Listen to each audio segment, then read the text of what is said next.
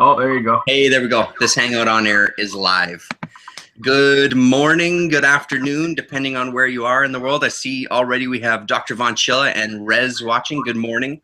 It's Saturday, and it's time to have another appearance by the one and only Johnny Zero. Good morning. Morning. How you doing? Pretty good, man. Pretty good. This is becoming a regular event now.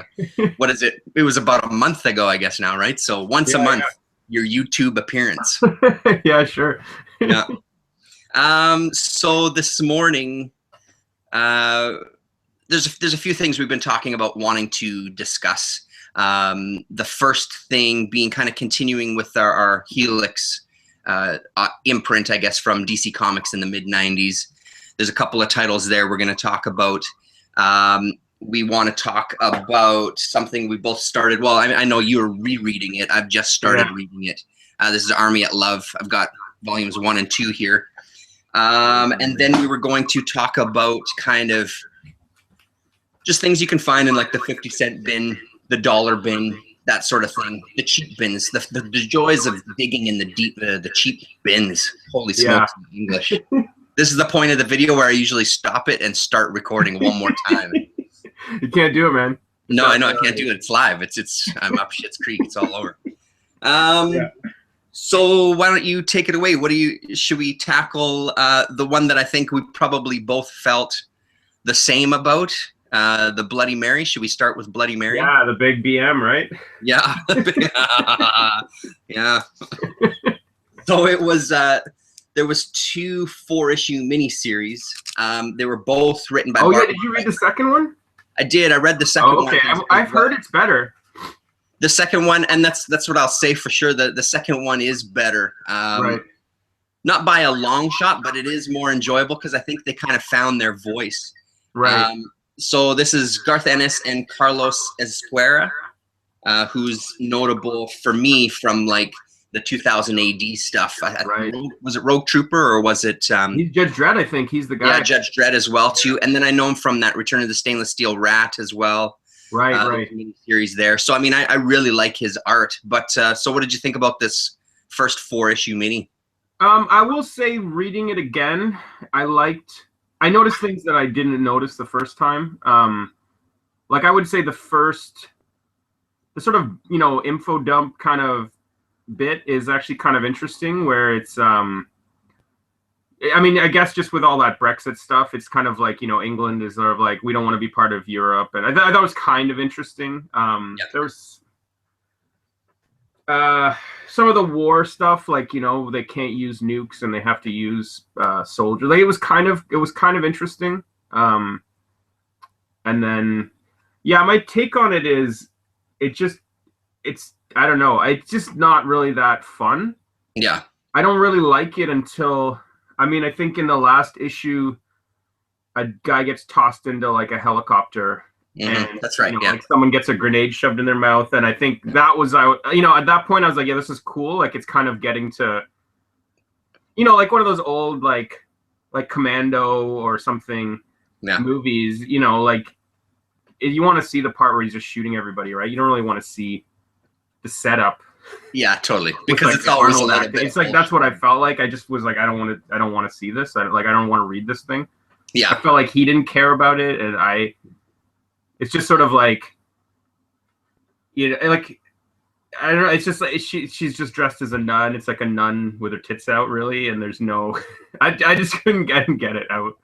Well, and it seemed like that was kind of the biggest thing, right? Hey, I got this great idea. We're going to call it Bloody Mary, and it's this character, and she dresses up as a nun and fucking kills people, which I'm all fine with that type of, like, exploitation type of premise or whatever. But, yeah, I mean, he really didn't seem to kind of find his voice, which is something... I felt like he just lost interest in it, like, immediately. Like, he had some kind of idea, and then he was like, whatever.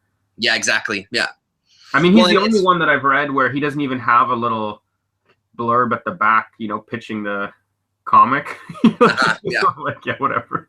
Yeah. In the second 4-issue mini, which I did read, which is this Lady Liberty, it really feels like he found his voice a little more, as far as like there's a little more humor in it. It's a little more kind of there's a little more ridiculousness, and I guess Right. it almost kind of feels a little more like what a 2000 AD type of comic would, where Yeah, it's that's taking cool. this kind of apocalyptic or post-apocalyptic kind of future and injecting this craziness, and then that way kind of using it in a humorous way. Like there's a main kind of guy who's trying to set himself up as a god, and his whole thing is he wants to have sex with everybody's wives, and what it turns out is he's really just a sex addict who's decided this is the best way he can bang a lot of women. So there's that kind of like ridiculous humor in it, but also kind of like making fun of like the church and the state and all that sort of thing. So it seems like he really kind of found his voice a little more in that one, because the first one, it just really seemed like, here's just a story, here's just a thing. Like there was really nothing that I didn't really get it. Almost seemed like it was supposed to be, you know, like he wanted to write about like soldiers in the war, and it was sort of serious, but then it just had this like just junk element to it that it just really seemed weird, and I didn't understand that Vatman assassin. It just seemed really uninteresting, and you just I don't know. Yeah, no, I completely agree. It just was a book to read, you know what I mean? And that's I guess that's the beauty of the miniseries, that you can just get those stories where it's just a story, and thank God it was only 4 issues and not like a 20-issue run, right? I mean, yeah, it wasn't horrible. It just was like not anything exciting, nothing to be like, you know. Nothing to write home about. Yeah, I'm trying to remember if I wrote anything down at all. No. Yeah. I think I hated the coloring as well. I hated the coloring in all these books, actually. Yeah, the art in it was just okay. Like, and that's the thing. I really like his art style, but even in it didn't stand out, and it looked kind of just drab. You know what I mean? I think he needs a bit more like, he needs more of that kind of Verhoeven kind of cheese. You know, like he needs stuff that he can kind of dig into. And Judge Dredd, that's what he needs. He needs guys with like, you know, huge guns and shoulder pads, and you know, and then it can't really be serious. It's got to, you know, that's I think where he thrives. And totally. Does he do the art in the second miniseries? He does, yeah. He's there as well, and it's the same. I mean, it's a little better. Again, it's tough because I like his style for the most part. So, but nothing about it really stood out. Whereas even when I was reading that Stainless Steel Rat, there was panels that stood out as far as like, I mean, he's got a real tendency to draw very similar faces. Her kind of army buddy, who makes a big appearance in the second one, looks a lot like the Stainless Steel Rat. Jim DeGraze looks like Slippery Jim a hell of a lot. You know what I mean? So he does have that kind of style where it's not always easy to discern characters, but it works for me. I like it. I don't mind it. But I mean, other than that, it was just a read, right? It was just a book, you know? But like I said, it wasn't that it was horrible. It just wasn't that good either. So yeah, it's the kind of book, I think, honestly, if I wasn't reading it for this, like I read it to talk to you about it. Yeah. And I bet if I had just picked it up and I just would have stopped after like an issue and a half, and then just gone on to something else, and not even like thought about stopping. I just would have just done it. Been like, oh, you know what, I'm going to read something else tomorrow, and then I never finished it. Yeah. But then, I read it, and then we ended up not talking for a bit, and I forgot it completely. All I remembered was I didn't really like it, and so then I had to read it again. And that's the sure sign, right? Yeah. I mean, if nothing sticks. Yeah. And it wasn't a good book, you know. Yeah. Yeah. So what do you think about, like, in the context of Helix Comics in general, like their idea of sci-fi? Because it's something that I had not an issue with. The Black Lamb with Timothy Truman, as much as I love that story, I don't really know what the sci-fi element was, other than in this Bloody Mary, there was this post-apocalyptic type of world, or this post-war or during a war. Yeah, and I mean, there's that, really whatever that thing is, that parasite that gives you the super strength and immortality. Yeah. That's right, yeah, that you ingest, Yeah.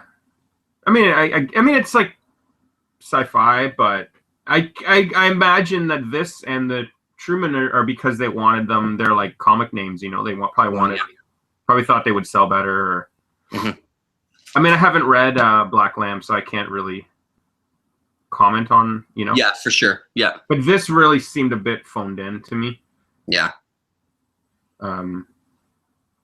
Yeah, I wonder what well, I mean, you know, I think what we found out afterwards, after our last chat about I wonder what it was like at the time. I mean, at the time, nobody was reading comics, I think, is the big thing. So Right, yeah. what the few people that were reading this, I wonder what the thoughts were.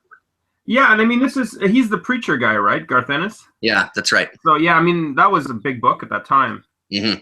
Wasn't it? I mean, because I think Preacher was started huge. after I stopped reading comics, and I know it was the one everybody was talking about. So I feel like he probably was a pretty hot writer. Yeah. At exactly this moment. So people probably picked it up just based on that, yeah. Yeah, I mean, imagine it was probably one of the bigger sellers. I don't know. Yeah. Yeah. All right. Well, I mean, there you go. There it is. So that's one so Skip far it, from Helix. Unless you're like a Helix completionist, which I don't think anybody is. Yeah. Well, which is what I'm turning into, because you're the completionist. I would tell you to skip it, but it's too late. Yeah, no, I know. It's just like it's killing me, these last few things that I'm missing. So do you want to talk about this? Dead Corpse was the other one you read, right? Yeah, I also read that Gemini Blood. Did you read the whole thing? Yeah, I will say. I mean, I won't say too much about it, but it's kind of it kind of also doesn't work, but it tries, I think, more. Mm-hmm. And I think reading Dead Corpse again, I feel like, what's his name? Christopher Hines, is it? Yeah, something like that. Yeah, Hinz. Yeah. I feel like he probably was, really was trying a lot with Gemini Blood. And then I suspect trying also with Dead Corpse, but, kind of like trying to address the problems with Gemini Blood, which for me it's just very like, it's kind of like Blade Runner-y. Okay, yeah. And I feel like that's a hard thing to pull off in comics, because it's like the appeal of Blade Runner to me is it's the realization of that world, Totally. Without that, it's, I mean, it's a good story. I like it, but I feel like, if I'm really honest with myself, it's a movie I love and have always loved, but it's kind of just about mood and a feeling, and it's like it's hard to get that across in comics, so you end up just kind of like to me it feels a bit like, like you got to eat your vegetables, and so you just have these pages of like, I think, or it's one I remember in the first issue where, I mean, I really like these kind of Art Deco. I don't know if that's going to come across, but these sort of Art Deco lettering and like frames. And I do like Tommy Lee Edwards, although I feel that it's probably pretty early for him. Like, I felt like the storytelling was a bit hard to. Some people, like, there's like a little person in it, and I didn't understand his scale. I just thought it was like if I was a regular guy, and then I just couldn't figure out what was going on with the. Okay. How, like that kind of stuff where there's just no establishing shots to get a sense of like perspective and yeah. But yeah, these kind of things, where it's just I don't even want to read it, it's just gonna take forever, and there's tons of them in this where there's just these huge like just talking heads, blah blah blah blah blah. I mean, they're okay, but it's not fun, like it's like I feel like comics have to be a bit more fun than this. Yeah, for sure. Yeah. It's just, and I feel that they were getting better. Like I think it's a 6-issue arc, and then like a 1-issue arc, and then a 2-issue arc, something like that, like a whatever. But I feel like they were getting better, but they all kind of, he does this kind of, I guess, like Agatha Christie style endings, like, or maybe like Scooby-Doo, where they just kind of like have to explain this. Here's how this all worked. And again, it's just kind of like blah blah blah blah blah blah. Like it's okay, but I wasn't really excited reading it. Yeah. But I thought that it has like heart. Like you can't say that it's trash or anything. It was and I think that probably maybe somebody who's more into the what he's trying to do could really get into it and be like, no, there's no way. But to me, it just felt like very Blade Runner-y. Yeah. Also, just kind of aping certain scenes and moments, but that's cool. I think that I don't hate it. We should say, I guess, like I only read the first 2 issues before I realized that I didn't have the whole miniseries. I thought I did, but I'm like 4 issues shy of the whole thing. We should also say that with Gemini Blood, it's kind of it's a what am I looking for? He's got a series of books, and these stories in Gemini Blood takes place like 100 years before his books, so like a prequel to his novels. Yeah, I mean, the basic idea I think is kind of cool, right? Which is that they've somehow managed to make people that are they're twins, but they share one mind. So it's kind of, I guess, like that, you know, like entanglement or something, you know, where it doesn't matter how far apart they are, they're completely in sync and they share this one mind. And that's kind of cool. It's a neat idea. There was touches in the first couple issues that I really enjoyed, because I mean, I totally agree with you. The whole thing that appealed to me the most about those couple issues was the world building itself and all the little touches that he had. Like there's the one woman who keeps kind of, she's got this dog, for example, that's kind of this bio dog. It's you know, 80% robot, 20% actual dog that nips at her whenever she kind of misbehaves. So it's something that she uses to regulate her behaviors. Right. Those little touches I really liked quite a bit. But I mean, like you said, that's kind of what appealed to me the most as far as these couple issues. Just that whole, like, you really get a sense of this world. He really does a good job of filling in. And again, I don't know what it'll be like when I get through the rest of them, but so far the dialogue in it didn't bother me too much, because I'm totally with you. When I usually see pages like that where it's filled with dialogue, as soon as I turn the page, I kind of internally just sigh and go, fuck, here we go. If I wanted to read a novel, I'd read a novel, you know what I mean? Like, but I don't know, there's something about this that worked, and I don't know if that's also because I was coming out of Bloody Mary, where it was like, oh my God, there really wasn't much there. So maybe this just seemed like, holy shit, this is amazing. You know what I mean? Yeah. But we'll see. It showed promise. And I guess that's the big thing too for me, that this was based on something that he'd already established. So he's got this world established, so he can kind of take this time and do it. Whereas for Dead Corpse, I enjoyed it enough, but it didn't seem like there was enough there. The thread of the world. I feel like he just was like, you know, it seemed like an attempt to do something more fun, to do something that was like more comic booky, you know, like these kind of zombie soldiers. There's more of a hook to it, but ultimately, it still kind of suffers from a lot of the same stuff. Like it's not fun. No, you know, it's just still serious. It still has a serious tone, but now it seems like a waste, you know? Like, why am I reading?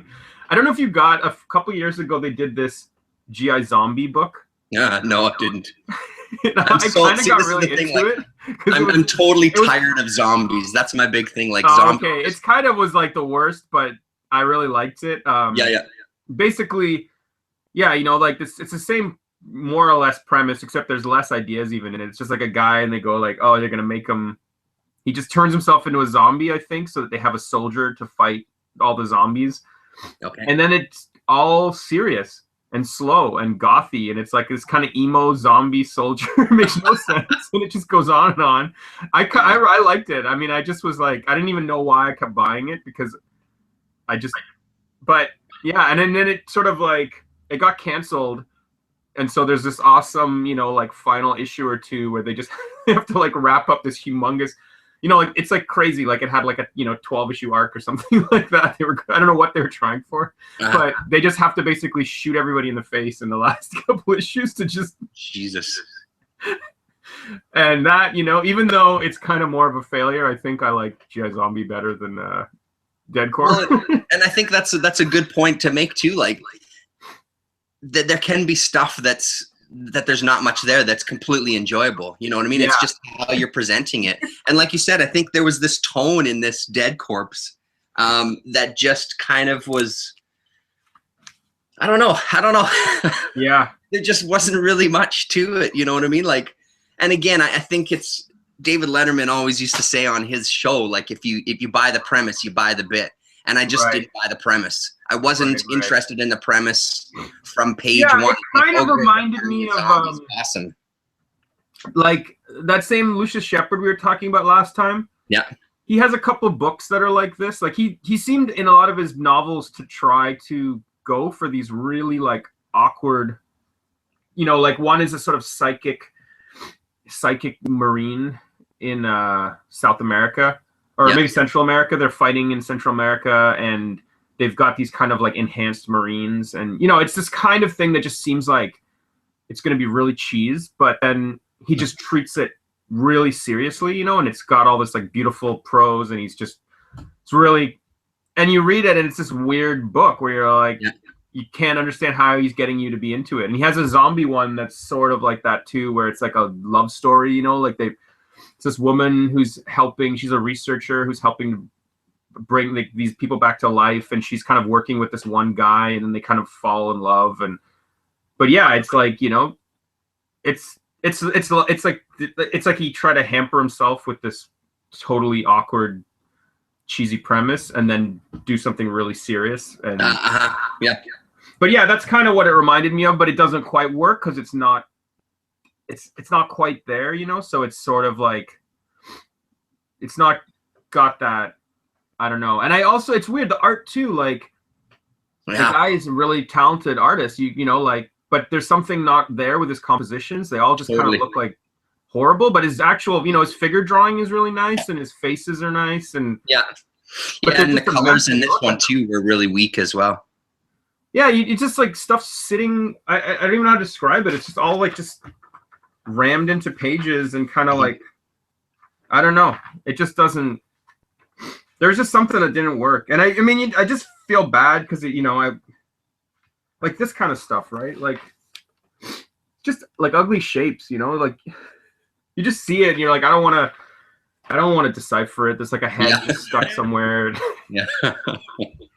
I don't know. Yeah, there was, even in one of the later issues, all of a sudden the main character, there was a shot of the main character. Now that you're saying this, there's, I don't know if he was up on a balcony or where he was, but there was this wider shot of him. And his body was enormous, and he had this really tiny head, so all the proportions were like just right. up, and not in like a great Benjamin Mara kind of way, like in just a, you just fucking fired through this without even thinking. I mean, it's weird, right? Because he is good, but it's like, he does really awkward things. Like he'll have people, you know, when someone is like standing and like their foot is right on the edge of the like of the panel, you know, so it just looks like they're standing on the edge of the picture, and it's just really like uncomfortable, you know. To look, that's what it felt like. A lot of that kind of stuff. Just But I think I've read him. Like I think I've read something else that he did the art for, and I think it was good, but I don't remember. Yeah, I know feel like with these books, but I haven't looked into him to see what else he's done, so I couldn't tell you. I was gonna say I felt like with Bloody Mary and Gemini Blood, I mean, this would take probably some kind of 90s comic expert to, but I feel that my guess is that this is right when they started doing a certain kind of computer coloring or something, because they're very dark. Like those issues are like almost like those first few issues. It's like they didn't even know how to color them. Like, you know, like you're coloring it on a monitor, and then you see it in print, and you're like, oh my god, it's like, you know, like newsprint has sucked up all this color, and it's way darker and duller. And like I felt like both those books got better as they went along. You know, like the colorists were like, I mean, maybe that's my imagination, but it really felt. No, it could be, But yeah. No, I mean, it didn't thrill me. But like I said, Gemini Blood is better. You know, Gemini Blood, though. Sorry, what's that? I feel like Gemini Blood is better. Yeah, and I'm excited to get into it. I've got, what do I got here? I think just the first 5. Oh, no, not even the first 5. I've just got the first 4. Okay. I'll probably fire through them anyway until I can find the other ones. But I mean, that one, I don't know. It just seemed like a better one to me than his others. There's 9 of them. 9. It's a good point what you said about this one. Seems like maybe he just wanted to do something that would translate to a comic. And here's like the comic premise. There's a thing from the editor talking about him, saying how he's such a, like, he's super professional, and he's such a, like, you know, he's an awesome guy to work with. And I feel like he just, you know, he was probably just at the wrong time coming into comics, and, you know, what could he do, right? It seems like that was like the most hopeless era to put things out. Yeah. But Yeah, I mean, Gemini Blood. I mean, both of them actually. You can see there's like, Deadcore has this. Where is it? I always look for these, right? Where it's like, issue 1 is like just number 1, and then immediately, right? It's like issue 2 is like, yeah, it's 2 of 4.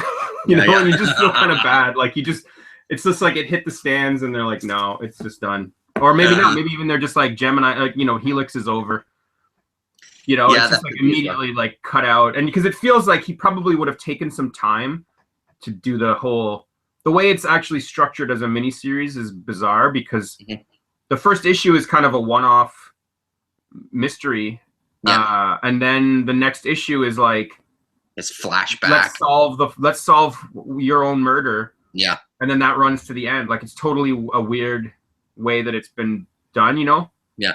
Like I feel like I think with Gemini Blood they did this long arc, and then they did these shorter things, I think, to try to hook people and get them in. And I feel like he tried with this to, like, he was going to make these shorter stories, and, probably had this idea, like, he could throw this team into all these different,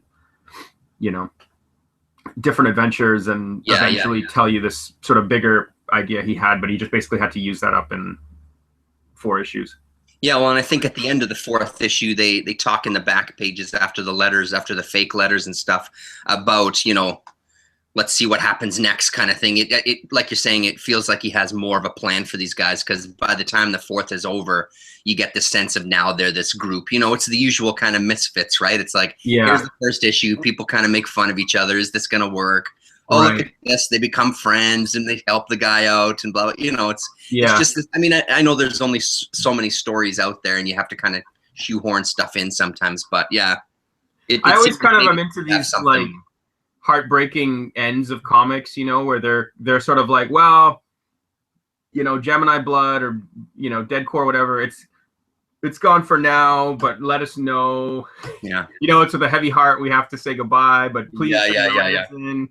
And we'll try to get, Gemini Blood back. And it's just, what can you do, right? It's kind of but funny. Then they get 0 letters and nobody cares. And whatever. I mean, I've done stuff where that's what happens, it just, it just fails. That's what it is. There's nothing else you can say. It's like you put a lot of work in, you're proud of it, and it's like, nope. Nobody else gives a shit. Yeah. Except for some guys. It's terrible to laugh at it, but it still is like, it's funny, Yeah. So, all right. Well, I mean, I think that pretty much wraps up the Helix for this month. Yeah. It's too bad. I mean, I'm still curious about reading the rest of them. I'm still going to keep picking up the rest. Have you read all of Vermilion? Or you just have a couple issues of that? I don't have the whole thing yet. I've read the first kind of 3 or 4 issues, but I'm still missing some gaps. I think I'm still missing 4 issues total. And that one seems like a fun one. That one's more along the lines of like, I think kind of like you were describing, it's more of like a trip, you know what I mean? Yeah. This is real. It's I feel with that one, it's also kind of a failure, but it's like an awesome failure, you just can get in there and be like, what do you want? Just he just went fucking crazy. Yeah, just you want to like a psychedelic sci-fi comic, here you go, just do some drugs and read it. And yeah, totally, yeah. And it reminds me of like that Cronenberg Naked Lunch. Mm-hmm. It's just, what is that? I don't know. It's just a bunch of weird moments, and you get a vibe, and you're kind of in a world, and it's like, cool, It's super, it's fantastic, absolutely. Yeah. So that, I mean, for me, even though, like, I wouldn't say that's like a super fun time or anything, you get something out of that experience at the end. You're like, this is weird, and you see some things you haven't seen before, and you feel kind of different. And yeah. And I love the idea of that time breakers as well. I think that's a fantastic idea. Yeah. I mean, there's still some more, I guess, for us. Yeah, for sure there is. Yeah. I'm hoping that at the next mini convention, or even we got a big one coming end of October, beginning of November. I'm hoping maybe I can dig up some cheap Helix. We usually end up going on the last day where everybody just has crazy sales because they just don't want to bring all this shit back home. So I'm hoping maybe that's where Helix will be, right? There. Yeah, I'm hoping so. Yeah, I hope. I would say like the Dome is just another disappointment, but go for it. yeah, for sure. Okay, well, Should we? Let's do the big guns. Yeah, I think so. Hey. Yeah, because I wasn't too sure I would even know what to say about those books. Yeah. So, about the Helix ones. Yeah, so I thought we should try one that was like I knew that I liked and was kind of, you know, in the same general sort of theme. Yeah. Yeah, so I said that I thought we should do this Army at Love, this Rick Veitch book. Which I gotta say, you know, I read it and I loved it, and then I read it again and I was like, this is an amazing comic book. I love it. Yeah. And I should say both of these were sent to me by you, so that's yeah, it's one of those books that I'll just always, you know, I mean, I think I paid like $1 for the first one there. Perfect. And yeah. maybe $5 for the second one, maybe not even. Yeah. But it's just, yeah, that's, you know, just discount.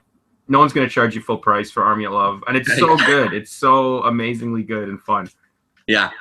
It's like everything that I want, you know? So were you reading this when it was first coming out too? Is that the... No, this is a recent one.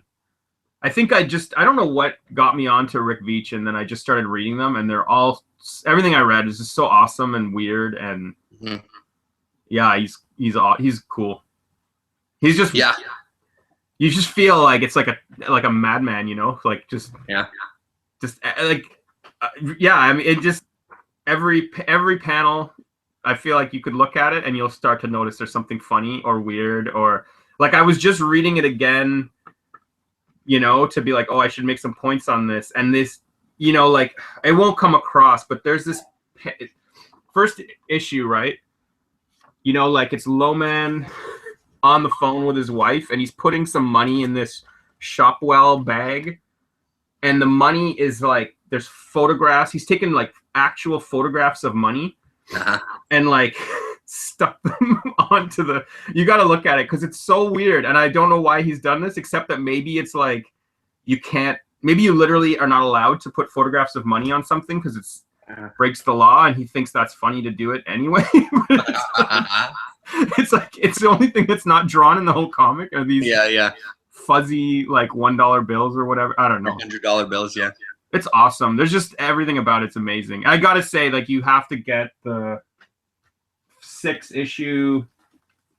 I mean, even these covers, they're just incredible, right? Like, you know, the Mona Lisa with guns, and it's just awesome. But yeah, this Art of War, the Act of Love, or the Art of Army at Love, the Art of War. That series is just amazing. Like, as much as weird as the first 12, look at that. That's so great. With the like color by numbers, like it's so crazy. He goes so mental with it. Yeah. That you only get a hint of where he's taking the story in the first 12, and then he just goes like and he just writes the craziest. You know? So these first 2 books are all that there was of this kind of first series. Is that? I guess true? Yeah. They say it's like, I think they called it like a season or something. Okay. I think maybe it was up for 12 issues, and it seemed like it has a lot of like critical blurbs on the front. Like they got, you know, good press from, I don't know, like New York Times or whatever, that kind of thing. And maybe they gave it another chance because the way the second part is like he's being tortured, you know, like it's sort of like he's in like Guantanamo Bay or something like that, and you know, all these military guys are like, how do you know all this stuff, you know, like and so they're torturing him, and that's how he does his kind of like, you know, previously on Army at Love, it's like under interrogation. And they kind of are like, you know, well, who is this character and who is this? And so I think it must have been some period of time between those two, the 2 parts of it, but I don't know. But I love it. I feel like, you know, compared to these other books, just from the first page, you know, immediately I'm like, yeah, like this first panel, you know, like we're heading out to heaven, you know, in our little speedboat. Yeah, little speedboat. And then it's like, oh yeah, that's it. The monster hit from Paco Lip Sync, you know. Dial 1-800 speedboat for this ringtone. Yeah, I'm like, yeah, you got me. And then it's just totally. Yeah.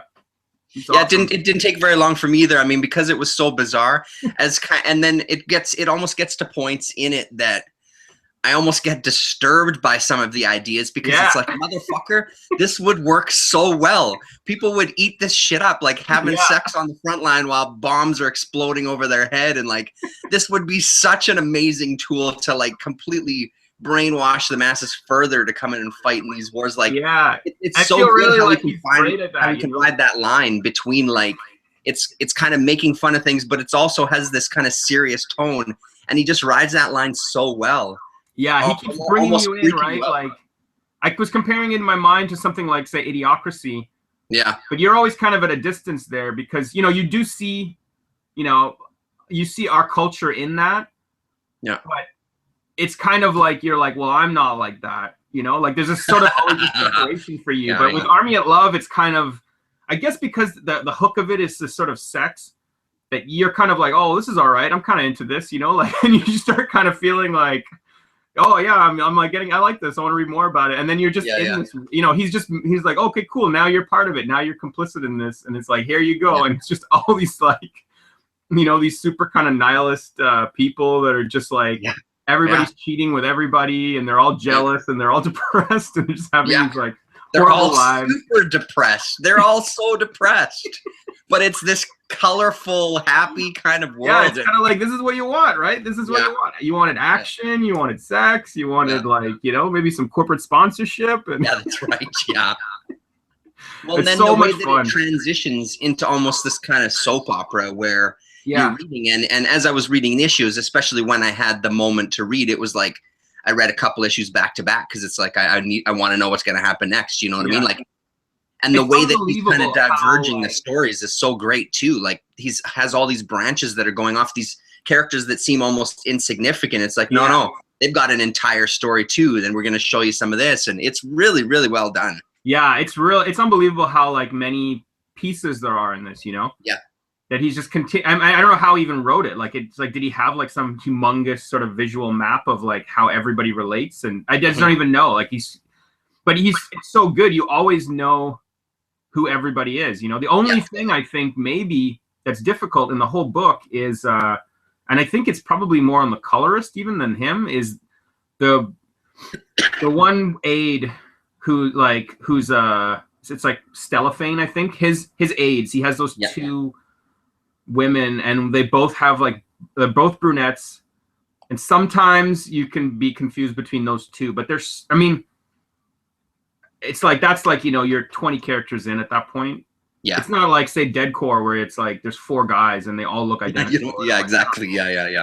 I guess this guy, you know, this guy has this kind of skin color, so he's this dude. But yeah, I feel like it's just awesome.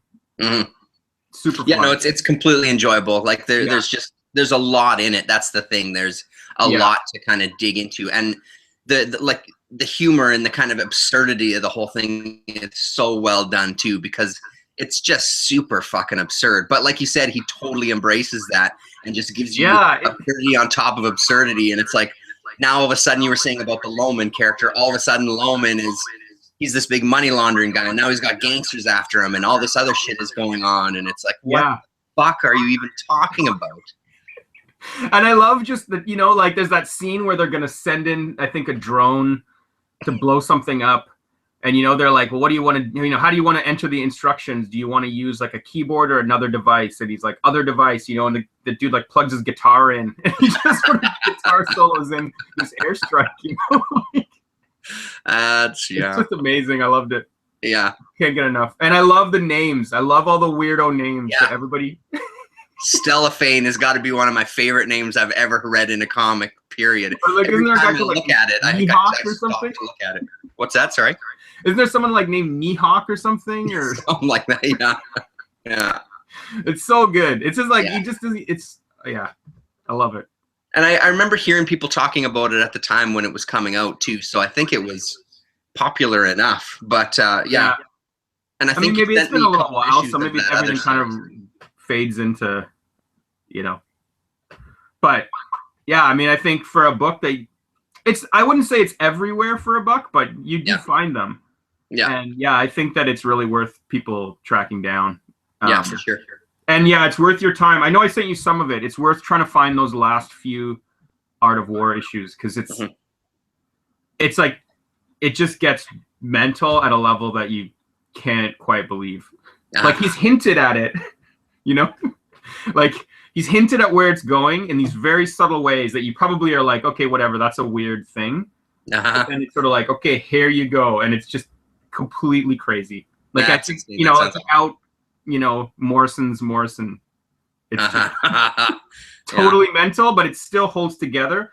And it's still, you know, even though it has this like insane wrap up, it blends all those characters kind of come in, and you know, sounds spectacular. Yeah, no, it sounds great. Yeah. I'm just gonna kind of have a browse through the chat here.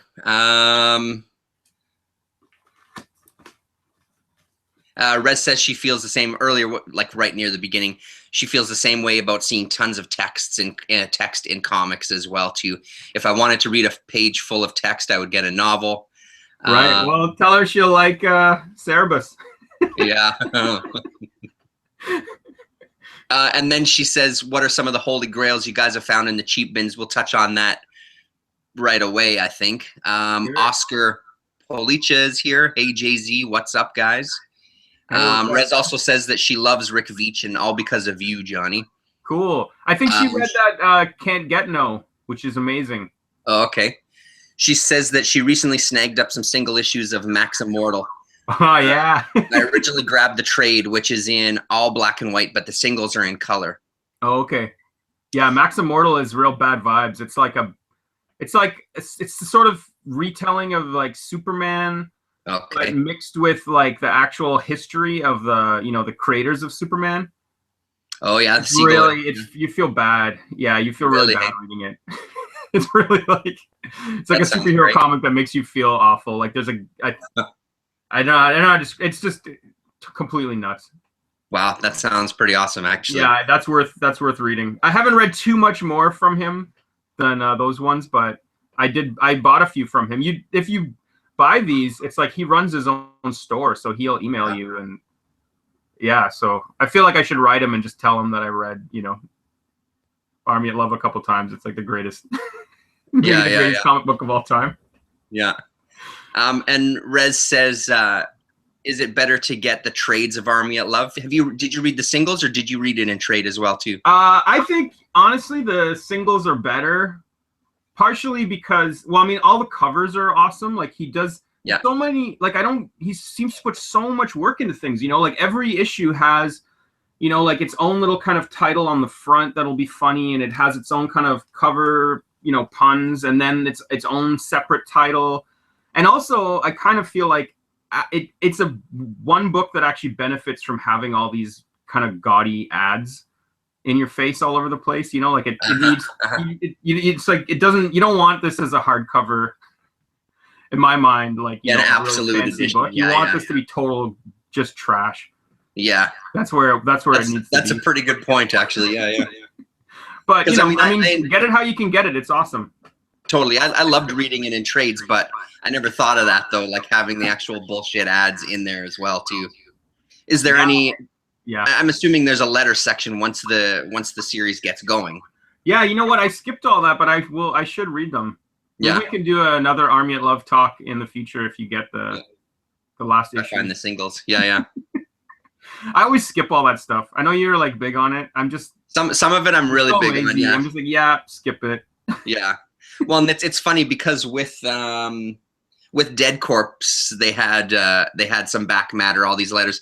I couldn't get into those, and that was just because I wasn't really into the comic period. Right, right. There might have been some kind of good material back there too, but I just couldn't even be bothered with it this time. Yeah, I think for me, my favorite part with the letter stuff is when people are just, you get these guys that write in and they're just kind of like, you know, your book's not really that good, and I think this part, you know, like just attack it. And like, yeah. And they're like they'll respond to it, and I'm like, it just blows my mind that happens, and I think that's really cool.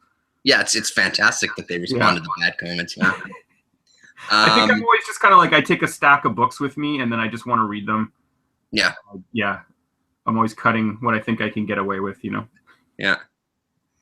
Rez says that she's actually collecting Cerebus, and she likes Veitch's Abraxas as well. Oh, okay. And then she said, if we do more Army of Love, she'd love to join in, which would be fantastic. If you find it, Rez, please let us know and read it, and we'll do another chat. Anything else that you wanted to say about that series specifically? No, just people should get it. In general, or it's fun. Yeah. Make you feel like a bad person. Yeah, it's a damn good read, and it's just that kind of right mix of heavy and light. You know what I mean? Like there's some really great ideas, but just the fun of it is just mind blowing. It's just really great. Yeah. Yeah, I did see a lot of people that dislike it because I think it just offends them. You know, because I think because he's looking for the fun aspect to this, so he's sort of reveling in these things that he's also criticizing, and I think for some people they didn't like that. That was my take on it. But whatever. Yeah. Don't do it if you think you might get offended. Yeah, for sure. Yeah. By, like, offensive material. Yeah. It's yeah. I won't even get involved in that. Yeah. So maybe did you want to talk a bit about like Rez had asked earlier about some of the holy grails that you found in cheap bins? Why don't you take us through, because I know you've pulled some stuff. So why don't you take us through some grails? Sure. I had this in single issues, but I think I might have sent them to someone. I'm not quite sure. But this book, this Labyrinth, Aliens Labyrinth. This is cool. This is Jim Woodring from like Frank and yeah. It's so good. It's like I kind of been into these Aliens comics now, going back and getting them. They're kind of a good, you know, dollar bin thing to hunt for because there's a lot of them, and I think generally people don't, you know, if you're it's just like a bit trash maybe for people. I don't know. They just seem to always float around like. But I like the vibe of the comics actually better than some of the later movies. Yeah. I like what they're focusing on. This one is really creepy and it's real upsetting. Makes you really feel terrible. Woodring is incredible. I mean, yeah, he really makes it's just. I feel like they kind of pilfered ideas from this for Alien 4 or whatever, Resurrection. Okay. Yeah. But I mean, that movie kind of just stinks. But I think that you know, this comic is amazing and is worth reading. It's yeah, I see aliens in the bins all the time, like at the small convention when I go hunting. Right. I always see aliens comics all the time. Yeah, I guess the part that I like about the comics is I feel like they just accepted that when aliens happened, that was kind of like now, you know, that you had to take these aliens back to Earth, or you had to like now have this humanity that exists amongst these aliens. And I feel that the movies are afraid to really go there or something. Like they kind of just want to keep going back to like first encounter stories. But the comics are like, no. Like well, there's, you know, like there's one called Music of the Spears. I don't know if you've read that one. No. Where it's like a guy who's like an experimental musician. You might like it actually, he just is trying to record these alien screams. Awesome. And so he has an alien in like isolation, and he's just, you know, just torturing it in different ways to get it to make these sounds so that he can make this album. Yeah. Like I love that stuff, you know. It's all kind of like mad evil professor or evil scientist or something, you know, in a crazy it's totally different vibe. The only movie that's a little like that is that Resurrection, you know, where they kind of are like studying the aliens and they're kind of like, oh, you know, we can poke it and do stuff. And but yeah, I love that creepiness of the Dark Horse ones. That's crazy that Woodring, because I've got I think it's a 4-issue mini of Jabba the Hutt that Woodring wrote as well. I want to read that, man. Is it good? It's pretty great. I mean, it's been years and years since I've read it, but I mean, I'm a huge Jim Woodring fan. I've always been a huge fan of his. I love the way that he kind of draws from like his dream world in that sort of David Lynch type of way, right? Like, I love how he inserts some of like this surreal stuff. I just find it so bizarre that he kind of got a hold of some of these properties and was allowed to kind of write stories for aliens and Jabba the Hutt. There's another alien book he did too that's hilarious. I can't think of what it's called, but basically it's you know, like it's a resort planet, you know, and this alien is born and then it's sick somehow. Yeah. And it doesn't grow. And so it just stays as that little, the little tiny pink alien, and it just goes around killing people on the beach, basically. That's hilarious. Yeah, people can't stand it, but I think it's great. It's like really funny. I mean, I don't care. I like aliens, but at the same time, I don't care. Like, whatever, Yeah. It's okay if someone wants to piss on it and have some fun, and it's fun. I'm there, but totally. Yeah. Well, and I guess that's the problem, right? Like, which is I think why I'm partially surprised that you get these properties that people really hold dear, and you just allow some guy to come in and just do whatever the hell he wants. I think it's great that they do it, but that's what kind of got me into it. Yeah, I kind of realized that Dark Horse, that's kind of their vibe, right? Is that they, all their property books, that was like their big seller. At least that's from what I can tell. But they're just constantly giving it to these, kind of artsy weirdo creators, So it's a lot of pretty interesting people that are doing like Star Wars and all this stuff. And Terminator, like it's kind of cool, There's a lot of weird gems in there.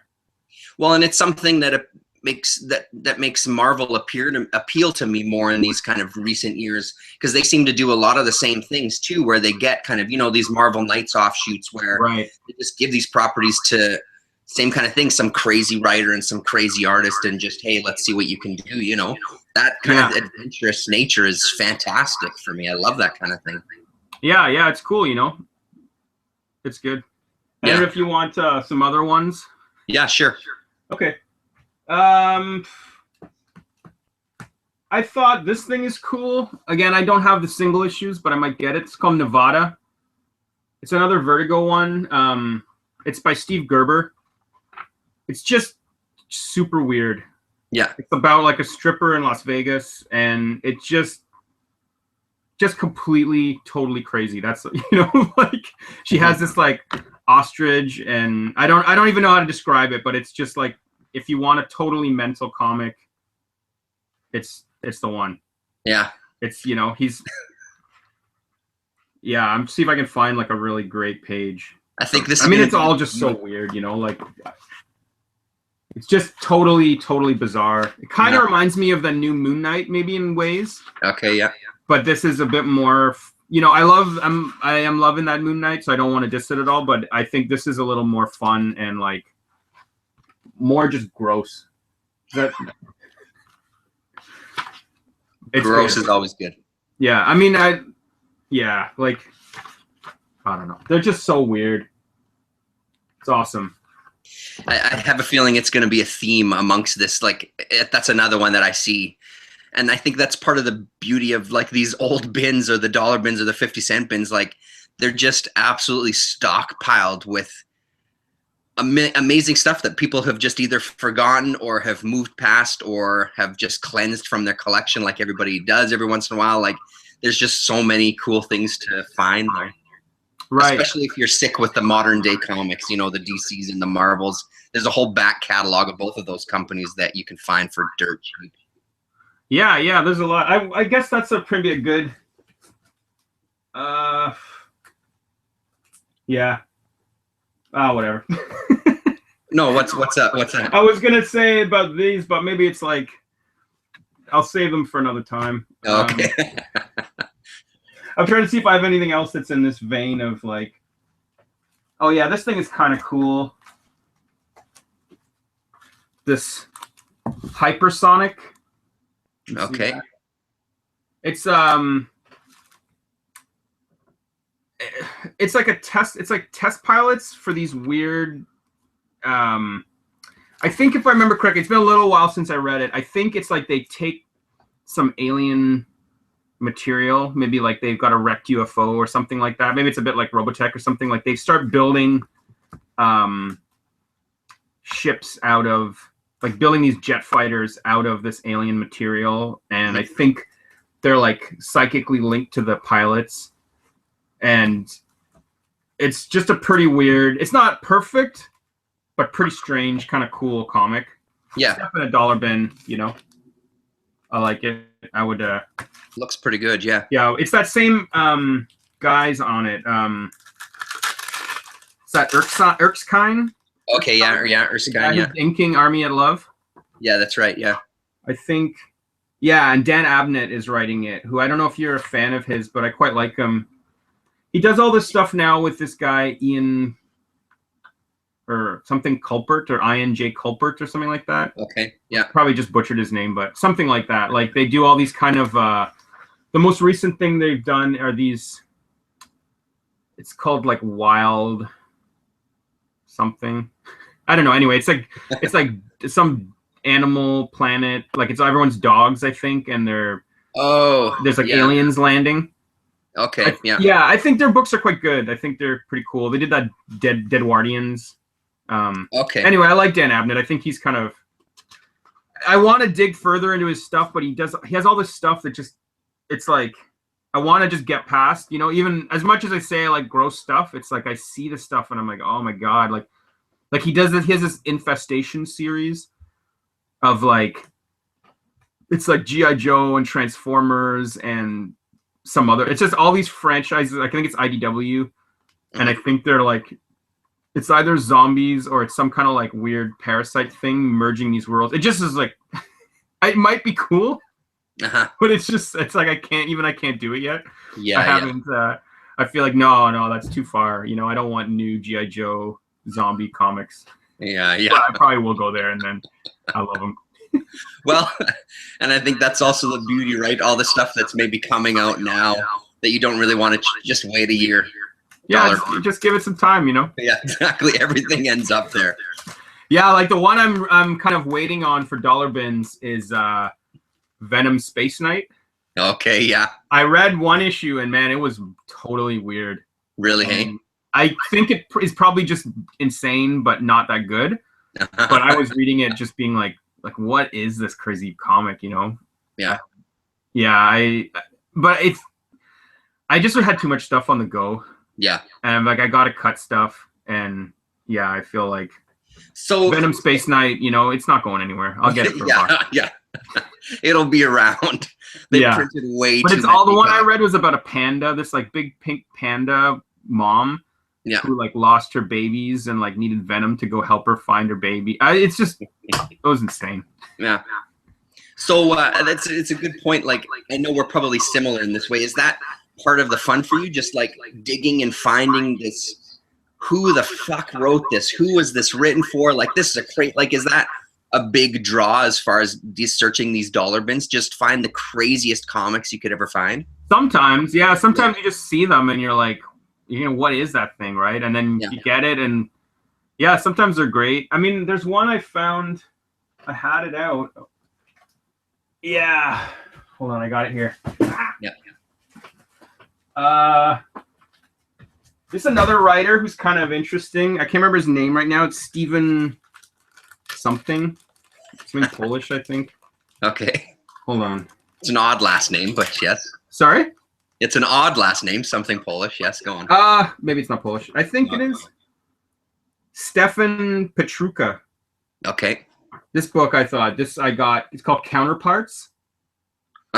And I got it just because I was like, what is this craziness, right? It's like this, you know, bodybuilder dude all split up. And it's a guy who I forget how it works, but basically, like, I think maybe it's like the metamorphosis. He just wakes up and he's just broken into pieces, but he just is in parts. So his like different limbs, I don't know if that, you know, like there's a leg, I think there, you know, and so all of his different body parts can talk. Come on. Go around, you know, fighting. Yeah, you know, like here's just a torso here. That's madness. And it's good. And this guy's cool. I think he's another guy like Rachel Pollack, who people who just want weirdo comics would probably enjoy him. Yeah. I think everything he did is, it's all dollar bin stuff now. He had a book called Squalor that I bought it with a stack of books, and it was the one the guy called out. He just was like, he gave me a big deal on it, on all the comics I was buying.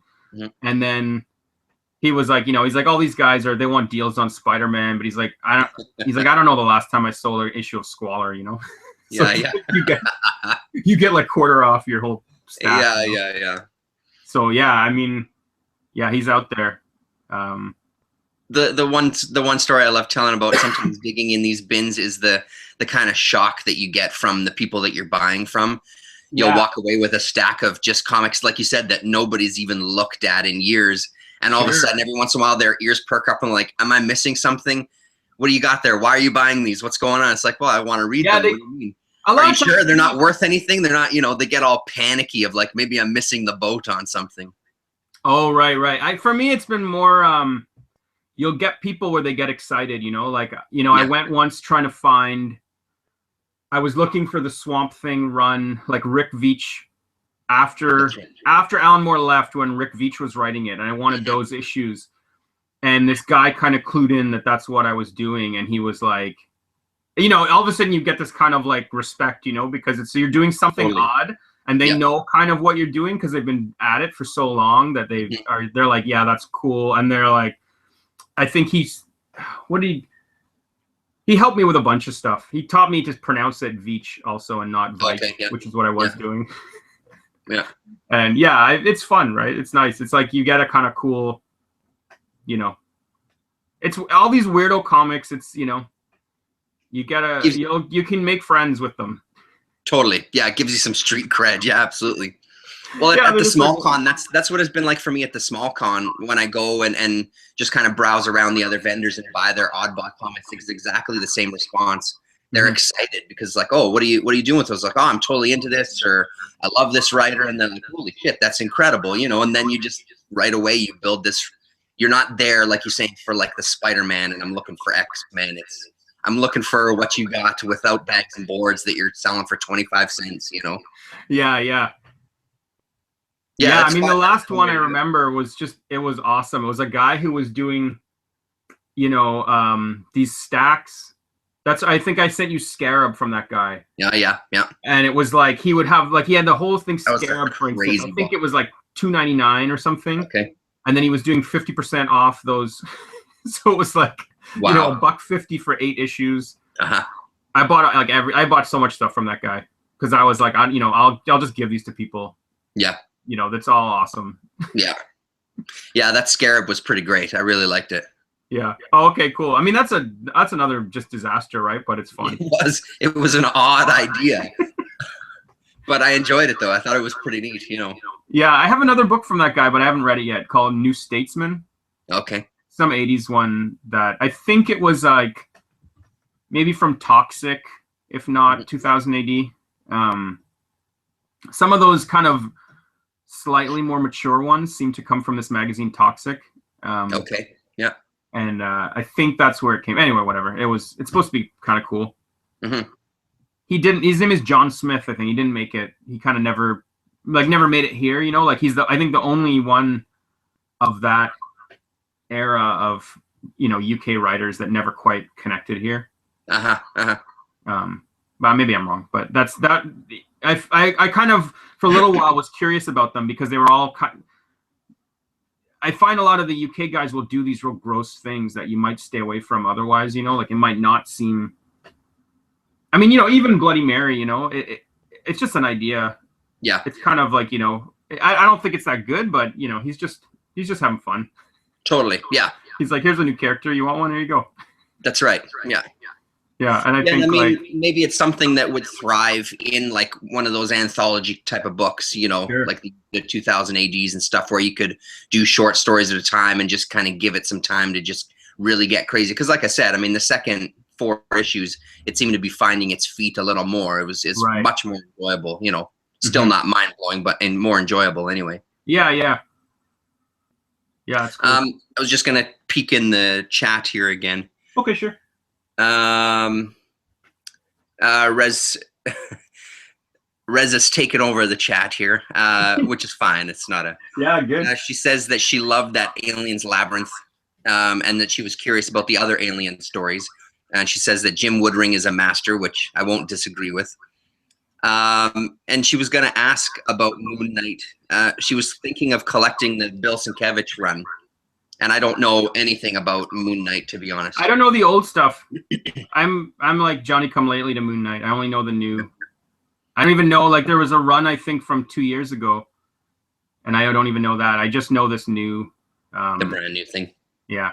Yeah. He's one of those characters that's always been around, but I've never really dug into, you know, even when I was reading, like, Spectre and all the more magic-based stuff. I never got into Moon Knight at all. I'm sure he's cool. You know, he seems cool. Like, that's, I don't know, that's the impression I get of it, is that, you know, if you were cool in the 80s, you're probably reading Moon Knight. Yeah, that's right, yeah. But I wasn't, so, you know. I was reading, like, Star Wars and G.I. Joe. She says that Supersonic looks good. Huey's Comics, I think. But yeah. Huey's Comics, I think, is here. Hello, Huey's Comics. Hey. And he was saying his pull list is crazy and needs to step back a little too. And he's been getting into more and more indie books, which is always a good thing to hear. That's a great thing to hear. Yeah, and I mean that's kind of, you know, the main fun of it. Like, even just digging through the bins just purely for art's sake. My son went in yesterday to trade in a bunch of his comics at Red River, and he got the guy is an amazing guy, so he gave him like $80 worth of trade value. That's awesome. He was kind enough to let me pick up a couple of books. This negative. Oh yeah. Which I started reading one today, and it didn't blow me away. I had a few issues written down in my phone, 37, 38, and 39, because I think because Dave Taylor is in those 3 issues. And I think Rez had recently done the Tongue Lash review, which I love as well. I love that series as well. So, I mean, and that's kind of the fun also of paying next to nothing. You just you get to just try shit out. Your kind of inhibitions are a lot less. Because like I said, reading through this first issue today, this 37, it didn't blow me away. It's kind of in that 90s vein that I don't think resonates as far as like the quote unquote indie type of books. Just kind of half ideas, and here's just a little thing just for the sake of doing it that doesn't also necessarily ever really go anywhere. A couple of them seemed like almost like a 4-page kind of gag strip where something that should have been 1 page was just stretched out to 4 pages and done in black and white, and here you go, you know what I mean? So yeah. The Dave Taylor story was pretty bizarre in here, and there was a couple of hits, but I mean, cheap anthologies is always the way to go, I think, when you're looking through the dollar bins or whatever. I was going to say, I think this is a good one for people to look out for if they want. This is always cheap, and it's always everywhere. And I don't know why people don't want this. This 2020 Visions. It's Jamie Delano. I really like this. It's really kind of like William S. Burroughs influence. But, I mean, it's Frank Quietly art, right? Awesome, yeah. It's like early Quietly. It's really good. I mean, it's like, I don't know why, you know, if you want like quietly drawing an old man in the shower, you know, for $1. And who doesn't, really? It's I've seen. I think it's kind of hidden because they have these sort of crap photo covers. Yeah. They really, you know, people don't want, but yeah, it's good, and it's in 4 parts. I think they're like 4 3-issue minis that are kind of connected. It sort of takes you a little bit to figure out how they're connected, but they're showing you like New York, Miami, and LA, and then somewhere in like Middle America, you know, and it's him trying to envision them in the future. Oh, okay. Yeah. So they're, you know, I like them. They're cool, and yeah, you don't have to pay much for them. Yeah. I think this thing is cool. The Territory, also by Delano. Very weird. Also usually really cheap. I think this is something that maybe a sleepy reader would like if he was I can't imagine him watching this all the way through to this point.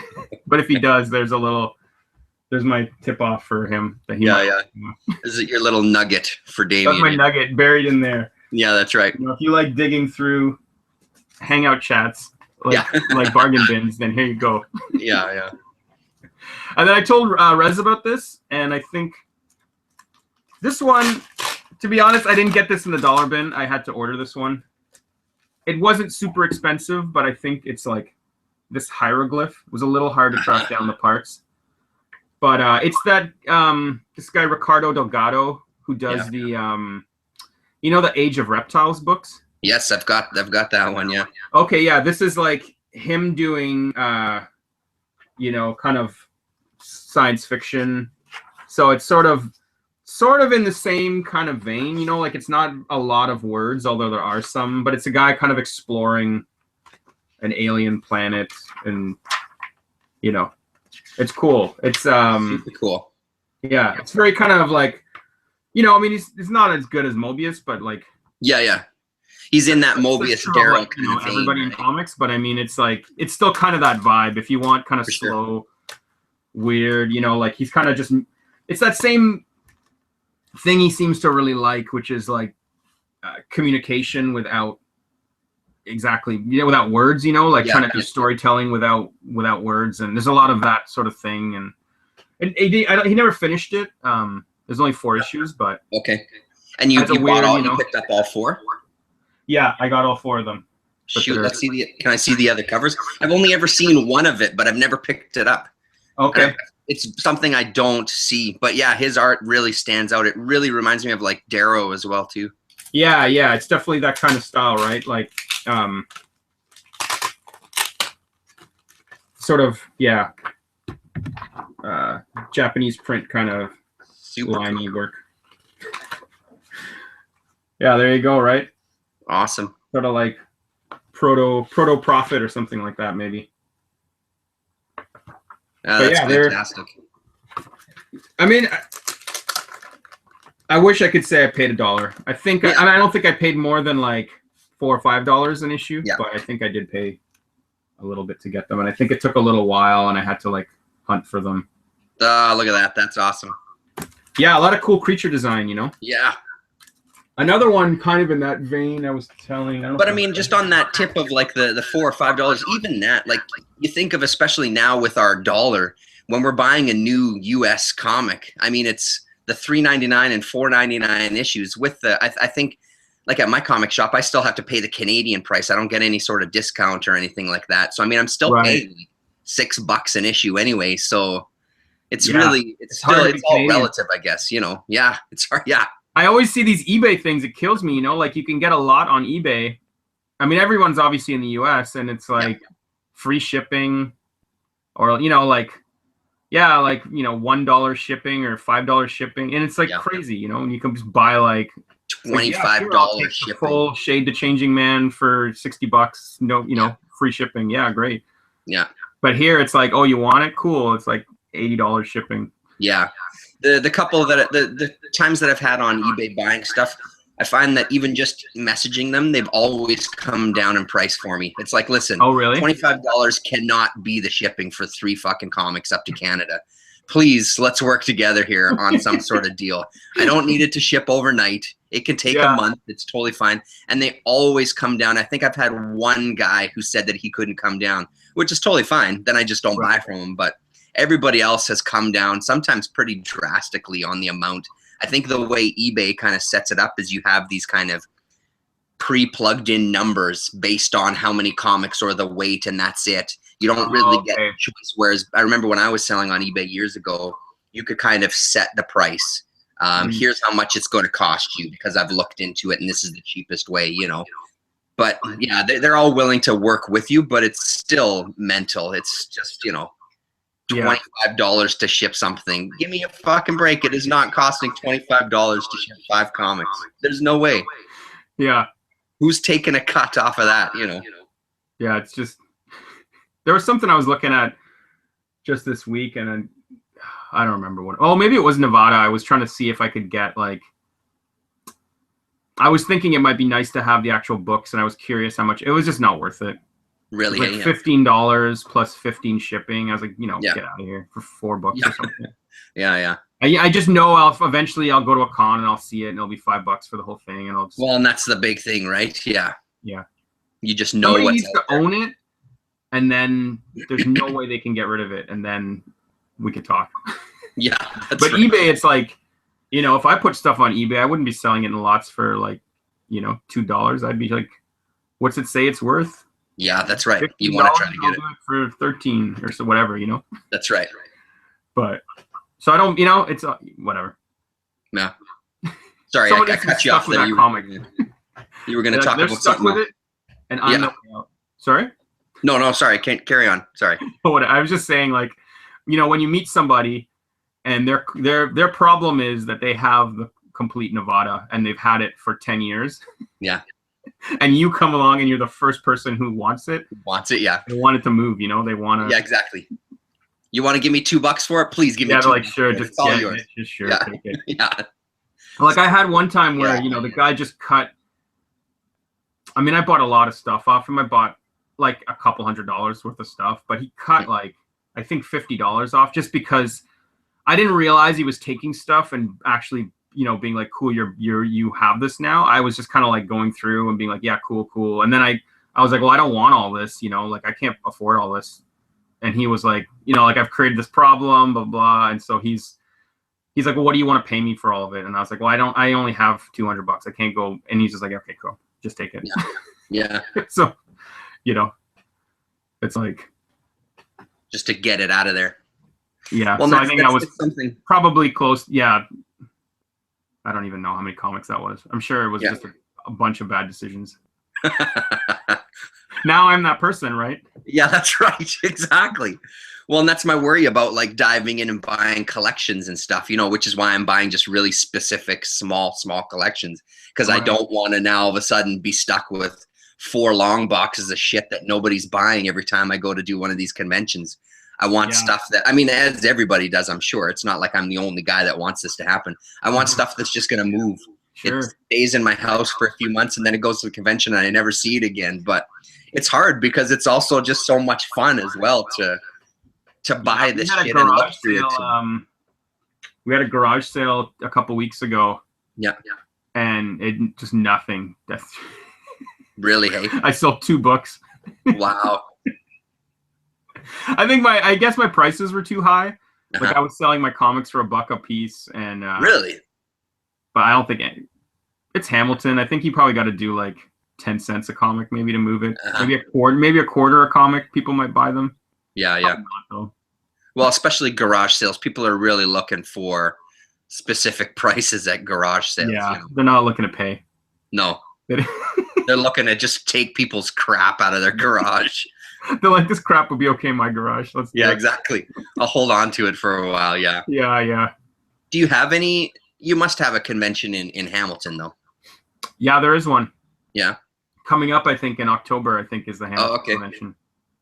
Just a small one? Is it like a pop culture type thing, or is it actual like? It's small. Comic convention. Yeah. It's really comic oriented. They did. They did have. You know, like they get like Lou Ferrigno and that kind of.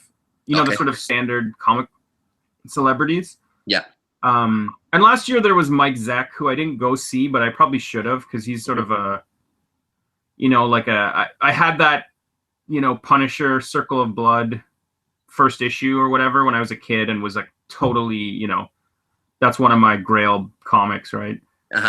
And so, you know, unfortunately I don't have it anymore, which is sad. I don't know what happened to it over the years, but it's, like most of my grails are like this, right? This is what I was going to talk about earlier and then said I'd leave it, but clearly now is the moment. You know, Starbrand 6, right? And Starbrand 7. These are like total early grails for me that are like perfect comics. I still think, you know, if you don't get any of Starbrand prior to this and definitely don't get anything after, it's a good 2-issue moment of something where you feel like, you know, if you just fill in all the rest of it with your imagination, it could be great. Really? And this is definitely every dollar bin on earth has these 2 comics. Because there's nothing people want less than New Universe. That's as far as you could go from what people want. Yeah. And it was so, you know, I mean, they must have printed like a zillion copies of it. So there's just literally everywhere. Littered, yeah. But yeah, sorry, that Punisher one is another grail, but unfortunately is like Punisher #1. You know, like the worst grail to have. So it's like, you know, I've only seen it for like $75, and I want to pay like $5. Well, good luck. I feel like, you know, you never seen that Kids in the Hall thing where the guy goes to buy the TV, and it's you know, $3.99 and he wants to pay $1, and the guy's like, well, for you $3.99. And they haggle without moving. Yeah, I feel like that's, but you know, maybe one guy told me it would, like, I think he was lying to me just to keep me looking through his bin, but he told me, he's like, oh yeah, it would be in there if I had it. Yeah, but I don't think so. Yeah. Well, and that's the other thing. I mean, something that's worth $75 now, 10 years, 50 cents. Same kind of shit, right? Yeah, Nobody man. That's all you need. Get out of here. Get it out of here. To fall out on Punisher, Circle of Blood. That's right. Yeah. Issue 1. Yeah. And I'm there. You're there, snatching it up. Single digits. That's what I'm gonna bite. Yeah, that's right. Somewhere like mid zombie apocalypse or something. I'll be like, oh, look at this. Look what I found. Yeah. That's hilarious. Yeah. All right. We should probably start wrapping it up. It's probably. Close to 12:30. Yeah. But thank you very much, Rez, for joining us for sure. Yeah, thanks, Rez. I think Helix Comics is still here. It's saying that we have 2 viewers still, so a couple of suckers joined us for the whole time. It was great to see you there, Jay-Z, as usual. Good to see you, man. We'll do this some more. Don't go anywhere yet. I'll push the big red button and we'll chat for a sec. Okay, thanks very much, everybody, for joining us. And if you're watching later, enjoy it. And Damien, if you made it this far, you know the gem. All right, guys. Thanks very much. Territory. Yeah. You might like it. Maybe, possibly. Okay. You might like it. There's a little maybe. Yeah.